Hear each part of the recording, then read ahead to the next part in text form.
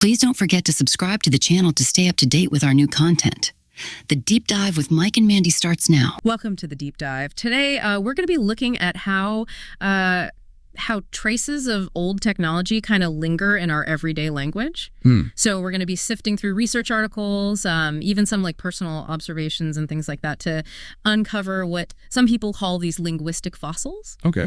And we're going to kind of see what they reveal about how technology shapes our world. You know, It's amazing how these phrases get like embedded in our communication. Yeah. It's almost like time capsules from a bygone era. Right. Like when you tell someone to roll down the window in your car, even if it's all push button these days, or rewind a conversation to get back to an important point, like these phrases just kind of stick with us even when the technology is long gone. Right. It really makes you think about how our language evolves. Exactly. And this linguistic nostalgia, as it's called, isn't just some quirky phenomenon. Yeah. It gives us some pretty insightful clues about how we adapt to technological change. For sure. And speaking of adaptation, one of the things that really jumped out at me from the source material was the shift from manual actions to digital commands. Okay. Like we used to physically roll down windows, but now we just push a button. Or remember setting a VCR to record? Oh. You had to carefully program the timer. Hope you got it right. Hoping you got it right. Yeah. Now it's just a quick tap on a streaming service. It's a perfect example of how technology simplifies tasks. Yeah. But it raises questions about the trade-offs. Right. Some experts think that this shift to digital commands might be like fostering a sense of learned helplessness. Oh, interesting. Like when technology handles everything so seamlessly, do we lose some of our problem-solving skills or even like a sense of agency? That's a really interesting point, and there's actually research to back that up. Yeah. Studies have shown that over-reliance on digital tools can actually impair certain cognitive functions. Makes you wonder, are we gaining convenience at the expense of deeper engagement with the world around us? It's definitely something to ponder, and this ties into another point I found fascinating. Or, The way older technologies often involved an element of anticipation, even anxiety. Think about waiting for the answering machine to beep, hoping someone left a message, or the agonizing slowness of dial-up internet, where you could practically hear each pixel loading. yeah, you can almost hear it. It's such a stark contrast to our modern world of instant gratification. Totally. We've become so accustomed to having information and entertainment like right there at our fingertips, available on demand. It's true. And while I wouldn't trade our high-speed internet for anything, I do wonder if we've lost something in the process. Yeah. That sense of anticipation, the patience it cultivated, like those were all part of the experience. I think you've got something there. Yeah. There's a certain mindfulness that comes with waiting. Understanding that not everything is instantaneous. Yeah. The source material even mentioned how these experiences might have shaped our relationship with time itself. That's fascinating. It's like the technology itself imprinted a different rhythm onto our lives. Yeah.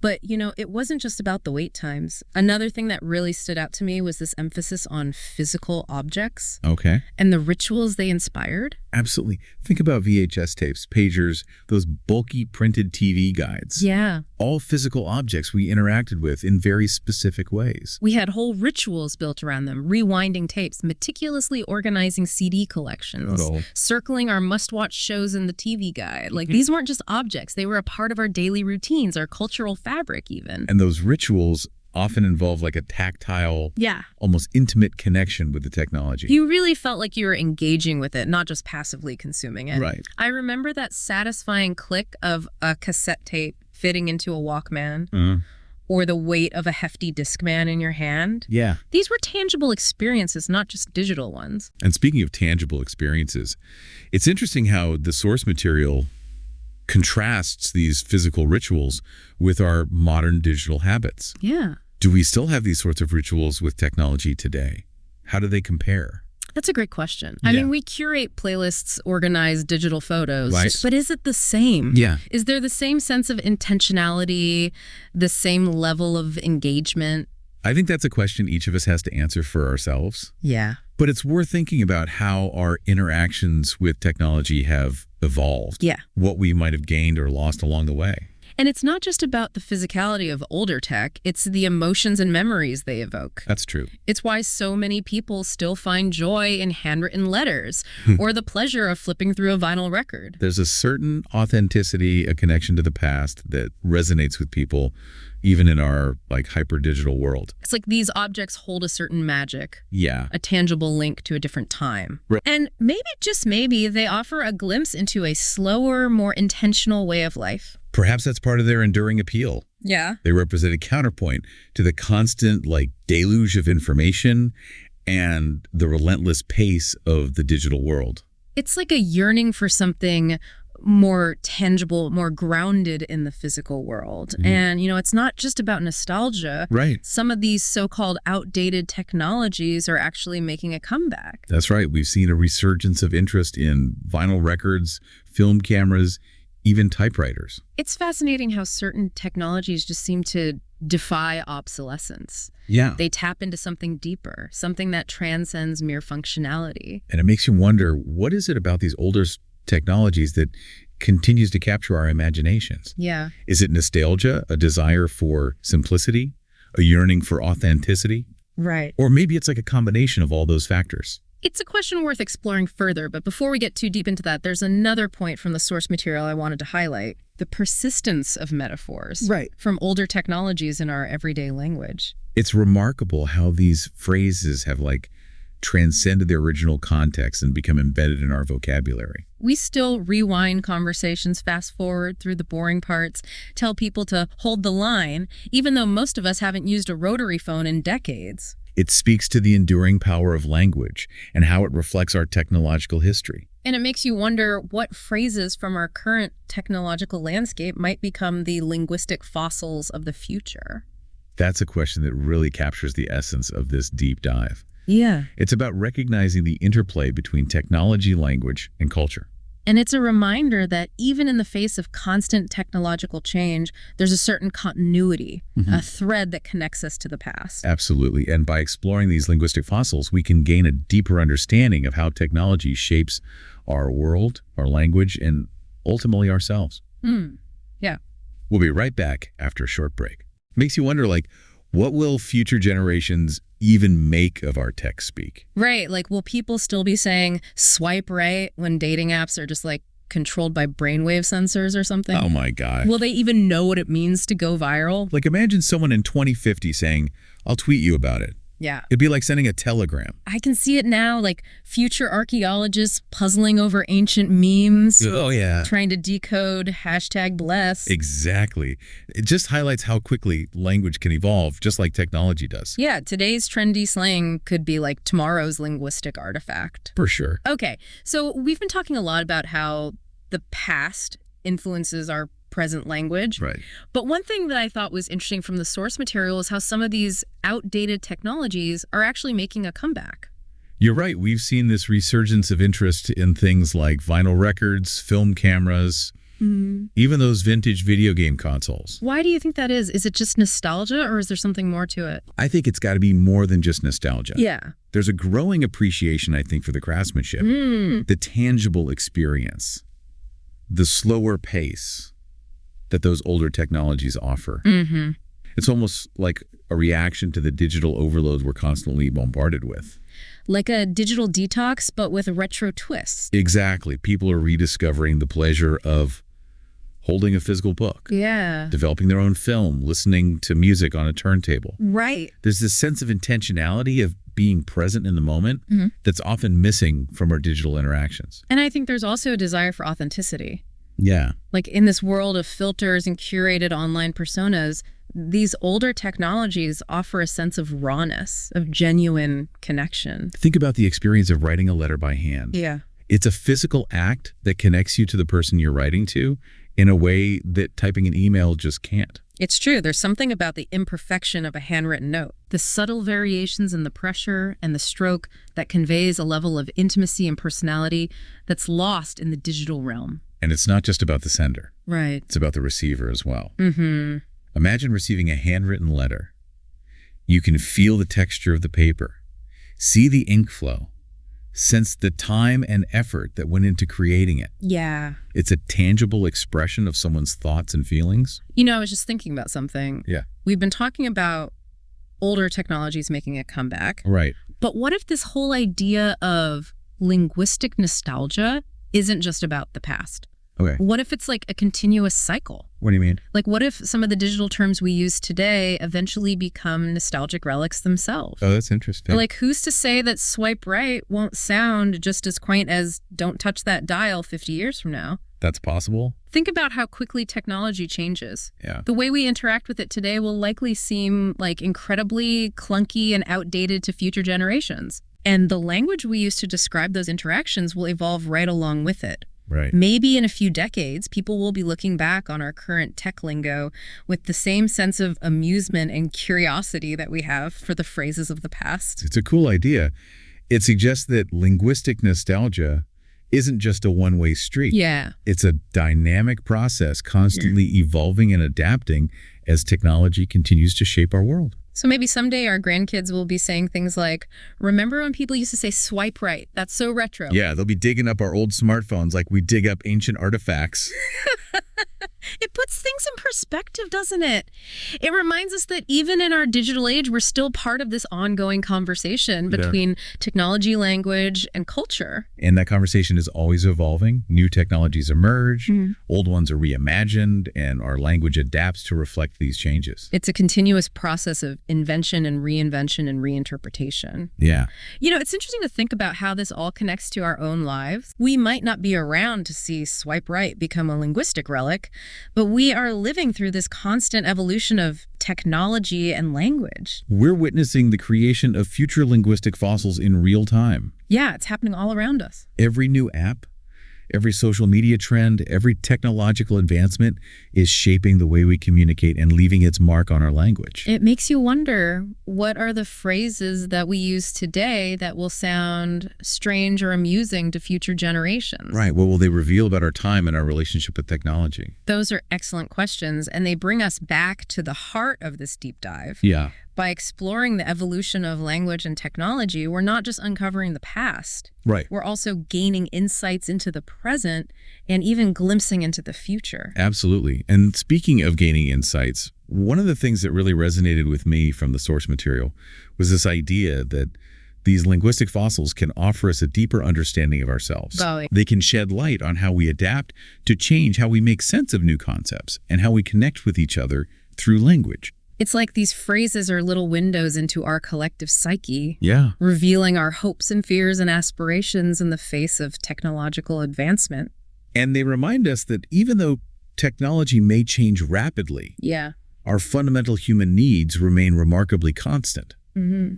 We still crave connection, meaning, and a sense of belonging. And we express those needs through language, whether it's the language of the past, the present, or the future. Exactly. And by paying attention to the way language evolves, we can gain a deeper appreciation for the intricate ways in which technology shapes our world and ourselves. It's like we're all amateur linguists in a way. Yeah. Constantly observing and adapting to the ever-shifting landscape of language. That's a great way to put it. Yeah. Just like an archaeologist carefully excavates a site, we can dig through our language to uncover these fascinating linguistic fossils. And those fossils can tell us so much about our cultural history, Right. our relationship with technology, and even our own cognitive processes. Absolutely. For example, the fact that we still use phrases like rewind and fast forward, even though those actions are now seamless and instantaneous, Right. it says a lot about how our brains conceptualize time and information. It's like those physical actions left an imprint on our minds, shaping the way we understand and interact with the digital world. Exactly. And these linguistic remnants can also reveal anxieties and aspirations Oh, yeah. surrounding technology. Okay. The way we talk about going viral or being plugged in Yeah. reflects both the excitement and the unease we feel about being constantly connected. It's like we're grappling with these powerful forces that we don't always fully understand, Yeah. and language becomes a way of processing those feelings. Yeah. Of trying to make sense of this rapidly changing technological landscape. And that's what makes this whole exploration so fascinating. It's not just about the words themselves. It's about what they reveal about our evolving relationship with technology and its impact on our culture, our psychology, even our sense of self. It really is a deep dive, isn't it? Is. We've gone from rewinding VHS tapes to dissecting the language of the digital age. And hopefully along the way, we've sparked some new insights and perspectives for you, the listener. Yeah. Perhaps you'll start noticing these linguistic fossils in your own conversations. Wonder about the stories they tell. And maybe you'll even start predicting which phrases from our time will become the head-scratching relics of the future. Who knows? Maybe cloud storage will sound as antiquated as carbon copy to future generations. Right. Or perhaps artificial intelligence will be replaced by a term we haven't even imagined yet. It's a reminder that language is a living, breathing thing, constantly evolving to reflect our changing world.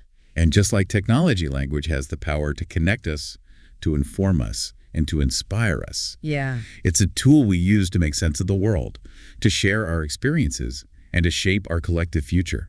Well said. So, as we wrap up this deep dive into linguistic nostalgia, I want to leave you with one final thought. Okay. Pay attention to the language you use. The phrases that slip into your everyday conversations. Yeah. You might be surprised at what they reveal about our technological past, present, and future. And remember, even in our hyper-connected digital world, there's still a certain magic in the echoes of older technologies. Yeah. Those phrases, those rituals, those objects that remind us of a simpler time, they all have a story to tell. And those stories can teach us a lot about ourselves. Right. About how far we've come and about where we might be headed. For sure. Thanks for joining us on this journey of linguistic discovery. All right, strap yourselves in because we are going deep on some really big fusion news. Yeah, it's huge. If you're listening, you already know this stuff is important. The quest for clean energy, I mean, come on. It's definitely a hot topic, no pun intended. You sent over this article about China's artificial sun. It's breaking records, it's making headlines. Right, a lot of people are talking about it for good reason. China's experimental advanced superconducting tokamak East, they're calling it an artificial sun. It just sustained plasma for over 1,000 seconds. 1,066 to be exact. Almost 18 minutes. That's got to be some kind of record, right? It is. It's a world record. Wow. So what's so special about that? Well, for fusion to work as a power source, we need that plasma to be stable and hot for a long time. Ah, okay, I see. So it's not just about the heat, it's about keeping it going. Exactly. And that's what makes this record so important. Okay, this is all super cool, but before we get too deep into it, can we back up for a sec? Sure. What exactly is nuclear fusion again? Okay, so basically fusion is when you take two light atoms and smash them together. And that makes a heavier atom, and in that process, a huge amount of energy gets released. Like how much energy are we talking about here? It's hard to even imagine. It's like the energy from millions of tons of coal packed into a tiny space. Whoa. And this is the same process that powers the sun, right? Exactly. The sun is just a giant fusion reactor. Okay, so we're basically trying to build a mini sun here on Earth. Kind of, but in a much more controlled way, obviously. Obviously. So how does this artificial sun, this East thing, actually work? It's a tokamak, which is a donut-shaped chamber. A donut. Yeah, or like a torus is the technical term. Inside, they heat hydrogen isotopes until they become plasma. Plasma, isn't that like the fourth state of matter? It is, and it's super hot, hotter than the sun's core. Yikes. So how do they even contain something that hot? That's where the donut shape comes in. Powerful magnets keep the plasma swirling around inside without touching the walls. Because the walls would just melt. Okay, so it's all about control. Precisely. And remember that record East just set. That breakthrough is because they used a new type of superconducting magnet. So they're getting better at controlling the plasma. Yeah, and for longer periods, which is key for fusion power. That makes sense. But just to be clear, we're not actually making a sun, right? We're just harnessing the same process. That's right, we're replicating the conditions. Okay, I think I'm starting to get it, but this record-breaking duration, does that mean we're closer to actually having fusion power in our homes? It's definitely a step in the right direction, but there's still a long road ahead. Okay, so if East is all about finesse and control, is there another project out there that's focusing more on raw power? There is. It's called ITER, the International Thermonuclear Experimental Reactor. That sounds intense. It is. It's this massive project being built in France. It's like the heavy hitter of the fusion world. Interesting. So while East is about control, ITER is going for raw power. Exactly. They're both important pieces of the puzzle. Yeah, the puzzle of how to make fusion power work. Okay, I like that analogy. But before we go too far down that road, maybe we should explain what ITER is all about. Good point. So ITER is designed to achieve what's called ignition. Ignition, like when a car engine starts. Kind of, but in this case, it means getting a fusion reaction to produce more energy than it takes to start it. Ah, so like a self-sustaining reaction. Right, and that's the holy grail of fusion research. Yeah. Because that's when it becomes a viable energy source. Wow, so ITER's goal is to basically create a mini star that can power itself. In essence, yes. It's a much larger and more powerful reactor than EAST. Makes sense. It sounds like we've got a global fusion ecosystem emerging here with different teams tackling different aspects of this challenge. You got it. We've got EAST focused on control, ITER going for power, then there's NIF, the National Ignition Facility in the U.S. They're using lasers to trigger fusion. Lasers, like Star Wars stuff. It's pretty sci-fi, yeah. But it's real science. And then you've got private companies like Helion and Commonwealth Fusion Systems doing some really cool stuff too. It's amazing to see so much innovation happening in this field. It really is. Yeah. And it's all moving us closer to a fusion-powered future. But even with all this progress, I imagine there are still some pretty big hurdles to overcome before fusion power is a reality, right? Absolutely. We've come a long way, but there's still a lot of work to do. Okay, so what are the biggest obstacles standing between us and a fusion-powered world? Well, first and foremost, we still haven't consistently created a fusion reaction that produces more energy than it consumes. So even with all the advancements in magnets and plasma control, that fundamental energy balance is still a challenge. It is. It's a very delicate dance to get it just right. I can imagine. But let's say we do figure out that energy balance. Are there other challenges we need to worry about? Oh, absolutely. Okay. Even if we crack the code of ignition, there's the issue of materials. You mentioned materials earlier. What's the problem there? Well, think about the environment inside a fusion reactor. It's brutal. Temperatures hotter than the sun. Intense radiation. That doesn't sound good. It's not, at least for most materials. We need to find materials that can survive those conditions for years without degrading. So it's not just about containing the reaction, it's about finding materials that won't crumble under the heat. Exactly. And it's not just the reactor walls, it's everything inside. The magnets, the diagnostic tools, everything. So material science is a big bottleneck. One of the biggest. But even if we solve that, there's still the issue of cost. Ah, money, of course. These fusion reactors are incredibly complex and expensive to build. Like, how expensive are we talking? Well, ITER, that big project in France, is estimated to cost over 20 billion euros. Wow, that's a lot of dough. And even if we can't afford to build these things, how do we make them practical for everyday use? That's another challenge. We need to figure out how to make them smaller, cheaper to operate, more efficient. So it's not just about the science, it's about engineering and economics too. Precisely. It's a huge multidisciplinary effort. I'm starting to see why they call it the holy grail of energy research. It's a grand challenge, no doubt about it. So we've got all these scientific hurdles, the cost issues, but what about the bigger picture? How does fusion fit into the whole climate change problem? That's the million-dollar question, isn't it? If we can get it to work, fusion has the potential to be a game changer in the fight against climate change. Okay, tell me more. It's carbon-free, no greenhouse gases from power plants, and the fuel source, hydrogen, is basically limitless. So no more fossil fuels, no more carbon emissions. That's the dream.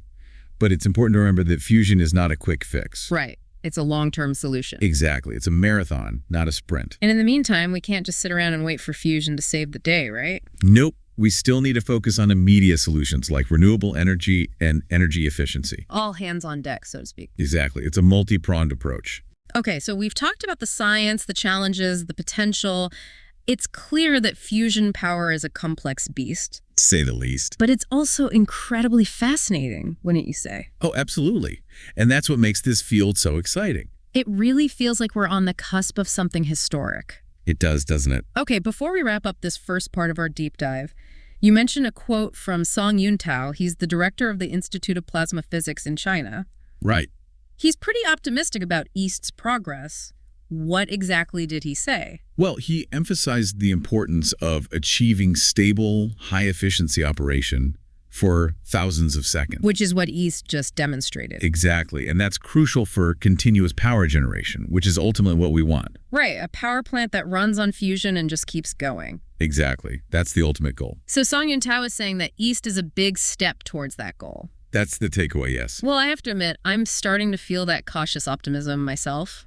It's hard not to when you see the progress being made. All right, so we've covered a lot of ground in this first part of our fusion deep dive. We've talked about the basics, the breakthroughs, the global effort, and the challenges ahead. And we've only just scratched the surface. Right, there's so much more to explore. Definitely. And that's what we'll be doing in the next part of our deep dive. So to our listener, take a moment to process all this incredible information. And get ready for part 2, where we'll be diving even deeper into the world of fusion power. It's going to be a wild ride. Yeah, it's amazing the kind of dedication it takes. Right. To recreate the power of the sun, I mean. It's pretty incredible. Before we get to all that, those people working on fusion, I want to go back to the tech stuff for a bit. You mentioned these superconducting magnets. Yeah. What's so special about them? Well, they're key for tokamaks like East. They create these super strong magnetic fields, way stronger than normal magnets. And that's important because they got to hold that plasma in place, and they do it using very little energy. That's important for efficiency, you know. Right, makes sense. So these magnets in East, they're made from new materials. They can stay superconducting at higher temperatures. So that means stronger magnetic fields. Exactly. And they're more reliable too. So better materials lead to a fusion breakthrough. That's cool. It shows how everything's connected, you know. Progress in one area can help the whole field. Yeah, like a chain reaction of innovation. I like that. It really highlights how this is a team effort, right? Yeah. We need advancements in so many different areas to make fusion work. Absolutely. And each area is pushing the limits of what's possible. You mentioned NIF, the National Ignition Facility, earlier. Yeah, the one using lasers. Right. They're taking a whole different approach. Can you remind me how that works again? With the lasers, I mean... So they've got this incredibly powerful laser system. The most powerful in the world. I read that somewhere. They focus all that energy, almost 2 million joules, onto a tiny target filled with hydrogen. 2 million joules? Is that a lot? It's a huge amount of energy focused onto a tiny point. It creates these insane temperatures and pressures, basically like inside a star. So it's like a miniature supernova. Kind of, yeah. And that forces the atoms to fuse. I gotta say, that sounds a lot more dramatic than the magnet approach. It's definitely a spectacle, but it's not easy to pull off. Working with lasers at that scale is super challenging. I bet. What kinds of challenges were we talking about? Well, the lasers themselves are incredibly complex. Keeping them aligned and timed perfectly is a feat of engineering.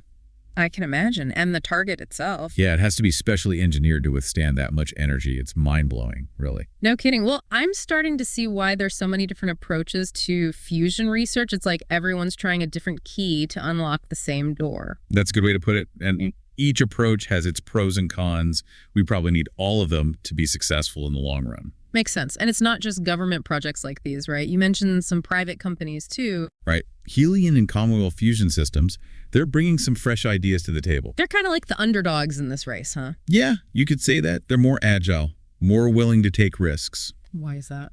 Well, they're not bound by the same bureaucracy as these big government projects. They can move faster, try new things. So they're like the startups of the fusion world, disrupting the status quo. Exactly. Helion, for example, they're using a pulsed magnetic field to heat the plasma. It's a pretty unique approach.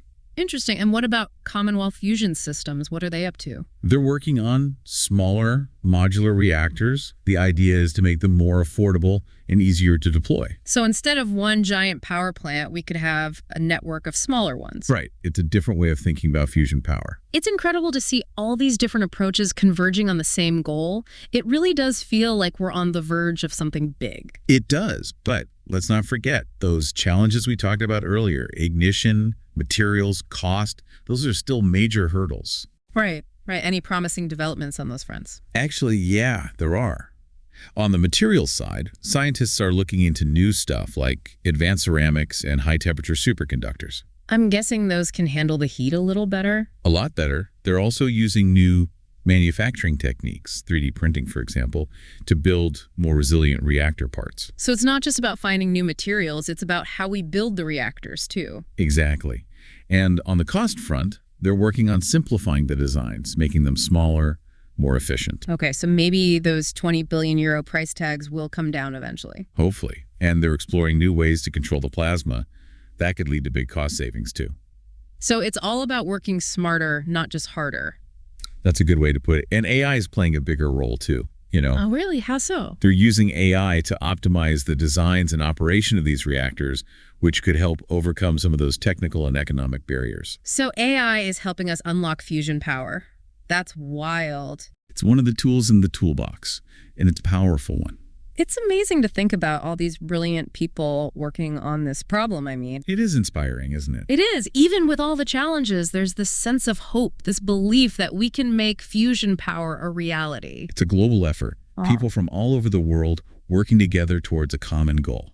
I love that. But even if we do solve all the technical and economic challenges, there's still the question of how we actually transition from a fossil fuel-based world to a fusion-powered one. Yeah. That's the next big challenge. How do we actually make this happen on a global scale? It's not like we can just flip a switch, right? Definitely not. It's going to be a massive undertaking. We need to think about how to integrate fusion power into existing energy grids, how to transport the energy, how to train people to operate these new power plants. So it's not just about building the technology, it's about building a whole new infrastructure around it. Precisely. It's a huge shift, and it's not going to happen overnight. Right. It's a long-term project. But it's a project worth undertaking.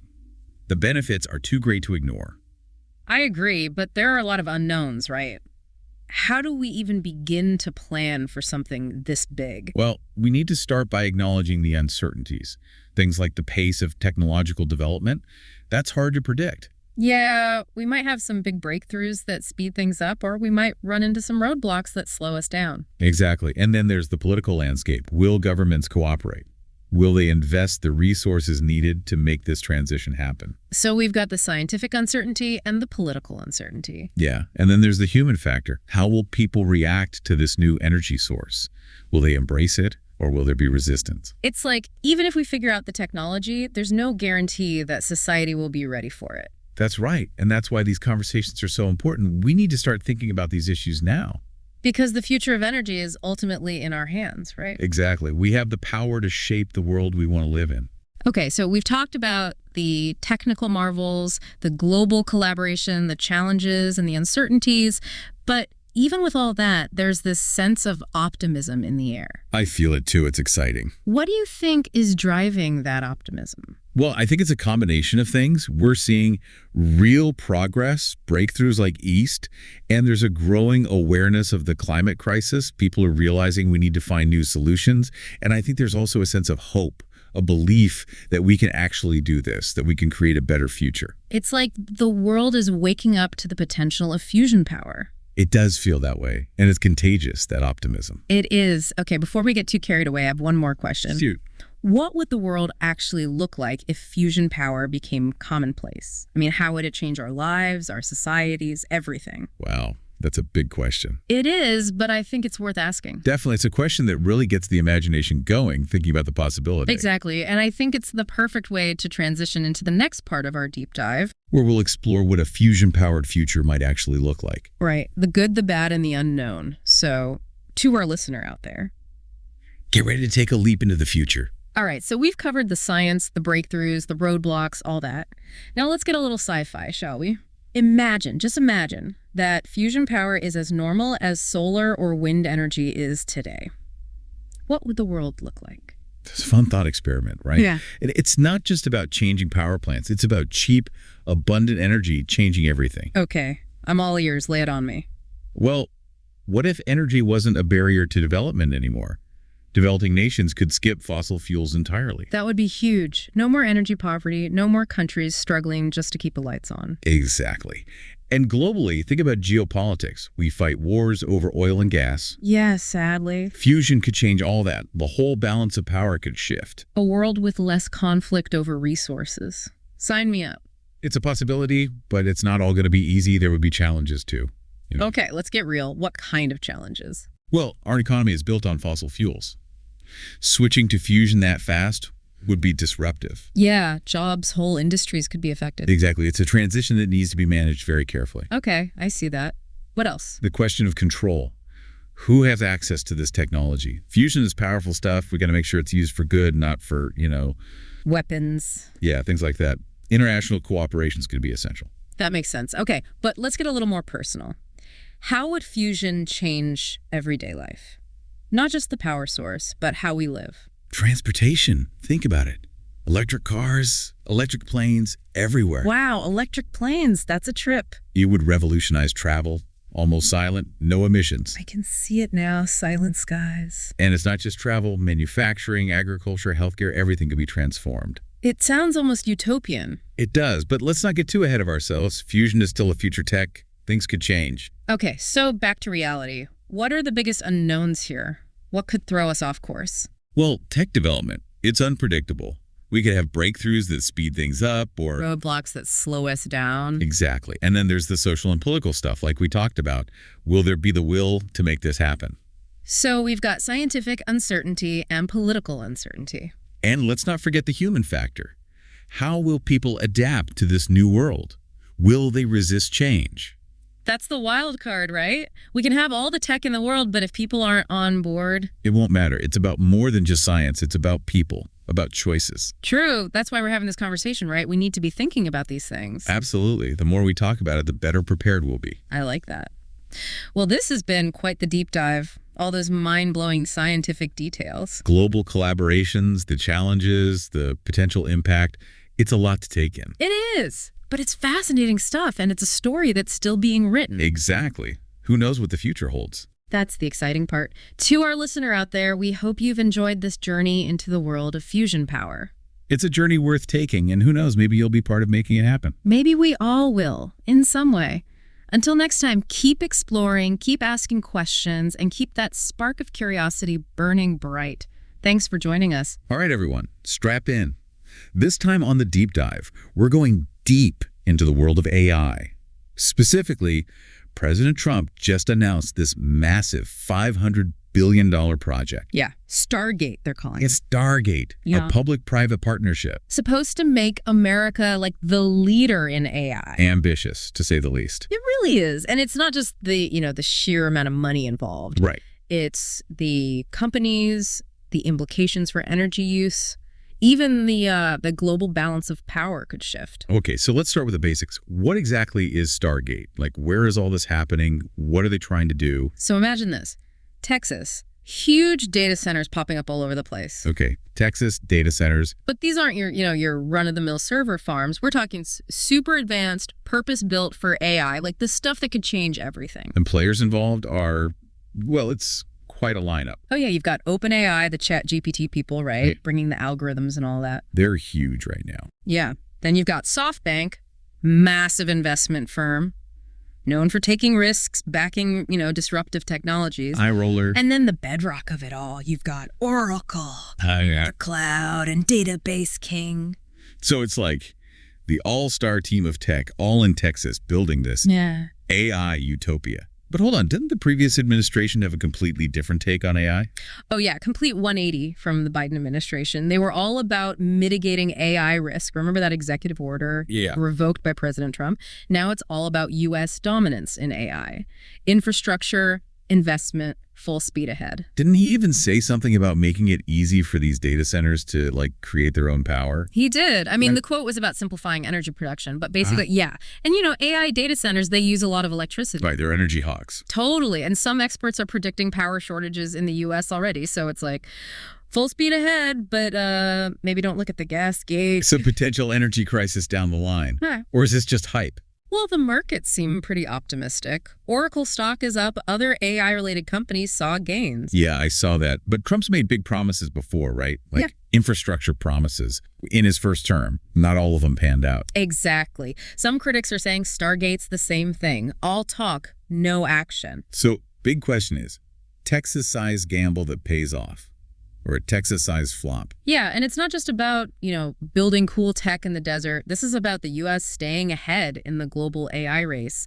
China's investing heavily. Other countries are catching up. This is economic growth, national security, who controls this powerful technology. It's a lot riding on it. Feels like we're stepping into a sci-fi movie almost. Yeah. Supercomputers battling it out for global dominance. Yeah. But back to that energy problem for a second.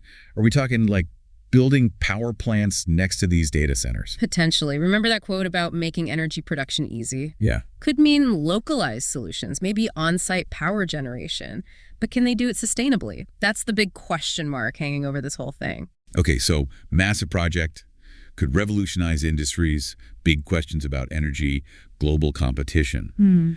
But there's one more thing that really caught my eye. Oh. This isn't the first time we've heard the name Stargate. Back in 2024, there were rumors about a $100 billion data center project, also called Stargate. OpenAI and Microsoft were supposed to be involved, aiming to launch a supercomputer by 2028. You've been doing your research. 2 Stargate initiatives, potentially. Makes you think, are they connected somehow? Right. Is Trump's Stargate like an extension of that earlier idea? Does this mean a faster timeline? Or were we talking about 2 separate supercomputers? What would that even do to the AI landscape? Those are some really good questions. Clearly, there's more to this story than meets the eye. I think we need to dig a little deeper into this connection and see what we can find. It really is like 2 pieces of the AI puzzle kind of clicking together, this whole Stargate thing. Yeah, 2 separate Stargate things. The 2024 one was OpenAI and Microsoft, and now you've got SoftBank and Oracle jumping in. I think it's the same plan, just like supersized. Could be. I mean, SoftBank, they're all about big investments, big ideas, and Oracle, they're the masters of managing all that data.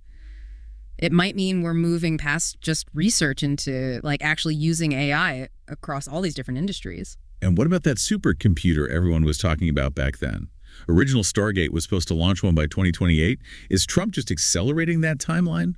Or are we talking 2 separate supercomputers now? Things get interesting there. I mean, even with OpenAI and Microsoft, hitting 2028 for a supercomputer, it's ambitious, but throw in SoftBank's money, Oracle's infrastructure, suddenly it feels a lot more realistic. Wait, so are you saying we could have TWO's Stargate projects? Like a whole network of AI supercomputers? What would that even look like? Imagine, right? All these interconnected supercomputers, each one tackling a different piece of AI development, like a new era of AI collaboration, all these tech giants pooling their resources, their knowledge. We could see breakthroughs way faster than anyone expected. That's kind of mind-blowing. Yeah. But also, like, managing a project that big, so many moving parts, different companies, seems like a recipe for disaster. And what about competition? Will they all just play nice, or will they end up fighting for control? Good point. I mean, look at the history of tech, right? Companies cooperate at first, then bam, they're rivals. Happened with the internet, smartphones, now it's happening with AI. High-stakes poker game. Everyone trying to figure out when to bluff, when to go all in. Exactly. But there's another layer to this, too. The ethics of it all. We're creating these insanely powerful AI systems. We have to be careful about how they impact society. Right, like AI taking over jobs, algorithms with built-in biases, that kind of stuff. Those are some of the big ones, yeah. We have to make sure AI is developed responsibly. Open discussions about the risks, regulations, transparency, accountability. It's got to be part of the conversation. So Stargate's this potential gold mine, but we have to be careful not to set off an avalanche while we're digging. Great analogy. We can't let the wow factor blind us to the potential downsides. Finding that balance, it's going to be key. This whole thing really does feel like a turning point, though.